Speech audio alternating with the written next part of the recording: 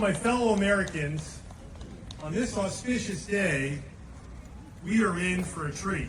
All of us here in Devendorf Park. You are going to meet the man I call the greatest living American, the youngest B-17 pilot from World War II, Lieutenant Roland Martin.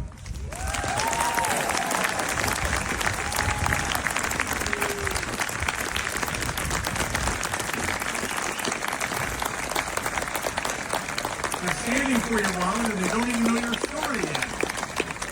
How are you today, Roland? I'm fine, thanks. I just put on the hand. Our exceptional nation, our great nation, has many great heroes and many great chapters, but maybe one of the greatest chapters was when the greatest generation defeated the greatest evil the world had ever known, the Axis powers of Nazi Germany and Imperial Japan. And we rose up, including a young fellow from Berkeley, California, then a little town. Roland, you were 19 years old when you volunteered for the Air Corps, and you were tall and capable and became a B-17 pilot. Yeah? Yes, but I was told I was too young to qualify for becoming a B-17 pilot at the time. So I went to work in the Richmond shipyards for 4 months, and I went from an income, I was a Berkeley Gazette deliverer. Okay. I went from $15 a month to $800 a month overnight. It was one of the best moves of my life. $15 a month. Tough to make it by even during the Depression, I'm thinking, in $15 a month. And you said all the other hotshots who were in flight training school with you, they all wanted to be fighter pilots. You wanted to be a bomber pilot. Why was that? Well, I was part of a graduating class of 400, and when we were going through training, and we were asked by a trainer, what would you like to be doing in the future? You know, what are you preparing yourself for? And the 400, if there were 401 of us, 400 raised their hands and said they wanted to become fighter pilots. And they looked at me, he looked at me and he said, what do you want? What do you want? You didn't raise your hand. What do you want to be? Well, I want to be a bomber pilot. Why? Well, the more engines, the better, and I'd like to be a commercial pilot when I graduate from this. And as it turned out, I ultimately became president of Sony Corporation of America, but I didn't go to work as a bomber pilot. Amazing. Amazing. So a couple things there. He wanted to be a bomber pilot because the more engines, the better, and thought maybe you'd become an airline pilot. You didn't. However, you became president of Sony Corporation America. You were the man who introduced the Sony Walkman to America.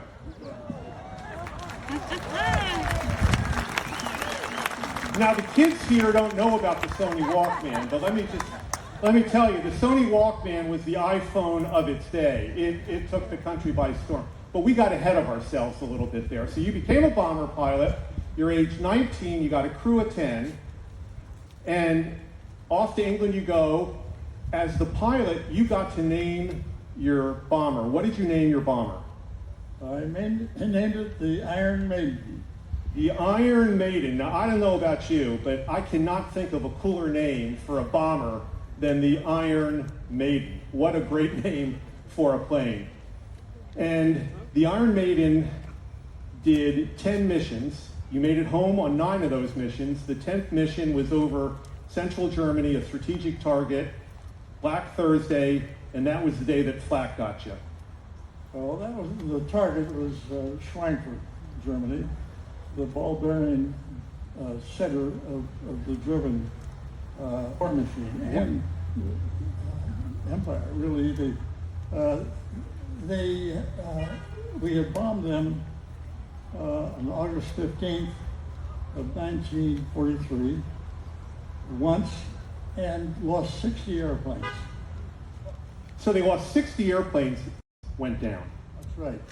Well, it was my job to contribute to another attempt at eliminating Schweinfurt.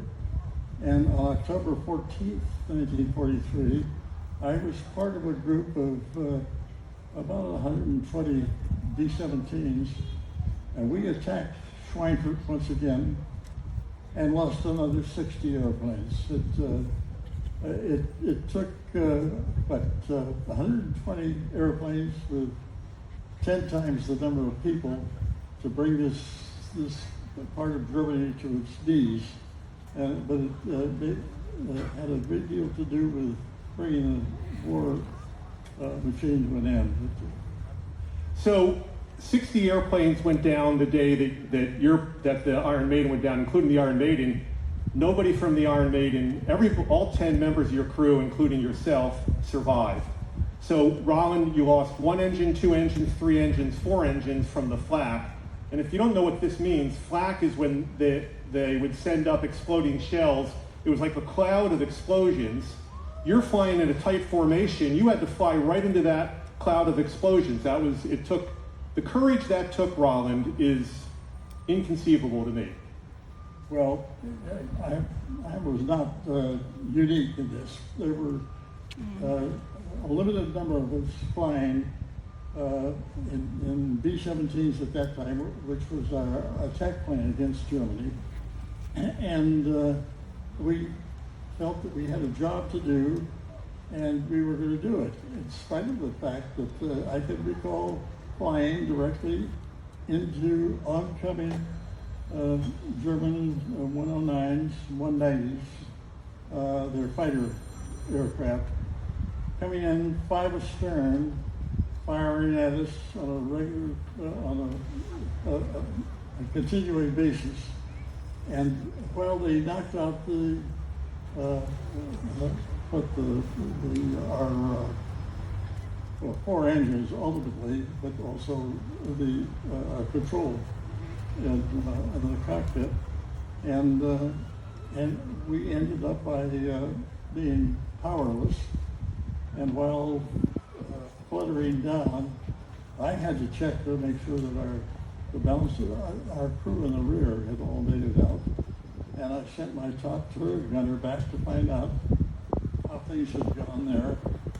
And we were under attack by a German fighter while we were powerless. Pardon there for a minute. So while you're powerless and you're gliding your powerless B-17 down, a German fighter attacked you and started, and you said you bounced the plane a little bit. You had some tricks up your sleeve, even though no power. Well, without power, of course, your airplane is going to fall pretty quickly. But I kept the speed up by nosing down directly and then pulling up under attack, pulling up and firing back at the German fighter that was coming in.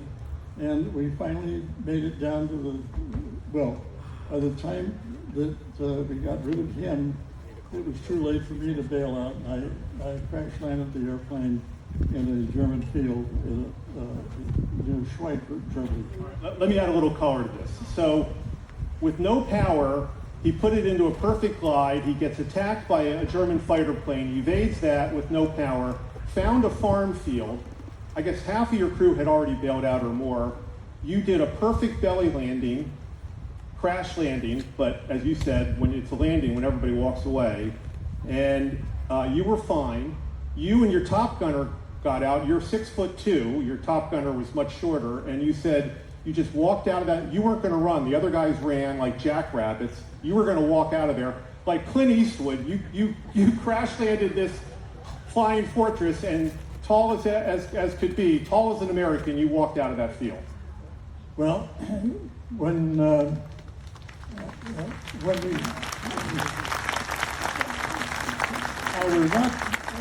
we landed, and I won't name their names, but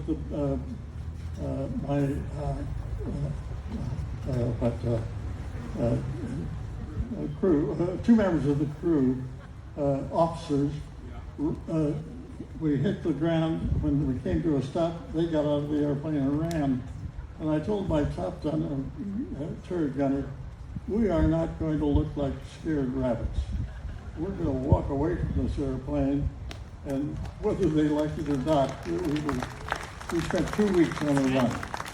Ladies and gentlemen, boys and girls, you want to know what an American hero looks like and acts like? So you walked out of that field, and you said there were field hands all around you. You just walked right out. Oh, and you left your sidearm, your pistol, in the plane because you were not going to take that into Germany. And if I may, had you taken that pistol with you, they would have shot you. You wouldn't be here today. That was one of many life-saving decisions. Well, I thought it served us, the two of us, better if we were not involved in a knife fight or a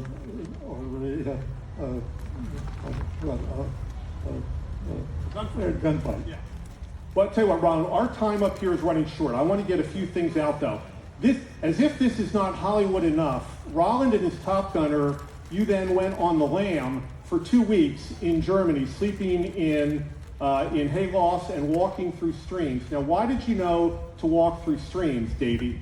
When I was a bit younger, I'd spent a great deal of time listening to stories of Americans as they forged west in history, and what they did to avoid Indians, followers and such. They covered their tracks by walking in water. I found a creek to walk into, and I took my top gunner with me. We walked into this creek and took off up creek.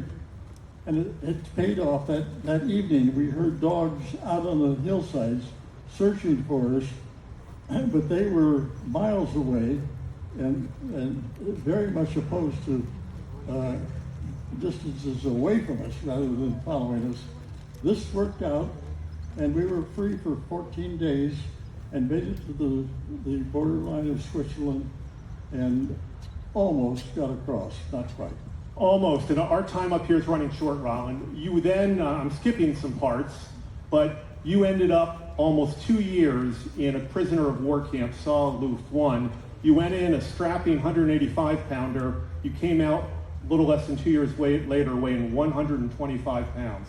You lost a third of your body weight. Yes, and I'll tell you, that's not all bad. I think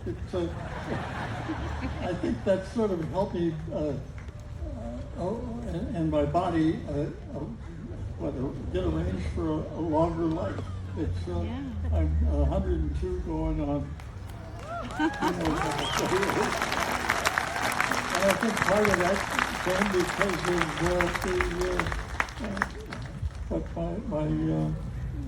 of past experience. Well, my wife Jan and I like to take you out to dinner, Roland, and we've noted you still eat very lightly to this day. 2 years in the prison camp. I know our time up here is about done, but it's important to know the evil that Roland fought. So after one day that you said the war apparently was over, one day the German guards weren't there, you weren't about to wait for commanders to come, you just walked out, and as you made your way to American lines, you passed through a slave labor camp, a German slave labor camp, and there were dead slave laborers all over the place. These were not Jews or other victims of the Nazis. These were slave laborers. That's the kind of evil that you fought, that you defeated, and brought liberty back to Europe and back to the world. Okay, so we got to get off this stage.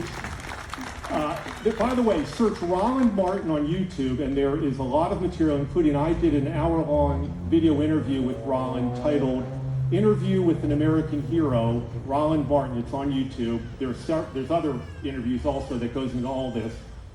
You got free, and they sent you to Camp Lucky Strike. Camp Lucky Strike. I can't. The names here: the Iron Maiden, Camp Lucky Strike. Is there a better name for a GI camp in World War II than Camp Lucky Strike? And there you got your favorite food. What was your favorite food? Believe it or not, it was a simple piece of Langendorf bread. The bread tasted like what's the angel food cake? Yeah. It was white bread. It was basically good old white bread, and it tasted like angel food cake. All right, we're about done here, but Roland was on a slow boat back to America. You got emotional when you saw the Statue of Liberty in New York Harbor.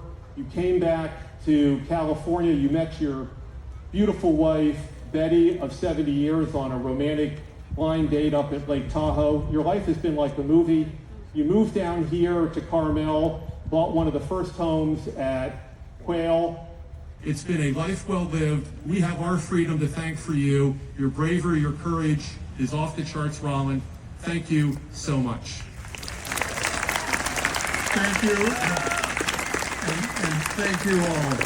This has just been a great interview for me. Ladies and gentlemen, the greatest living American.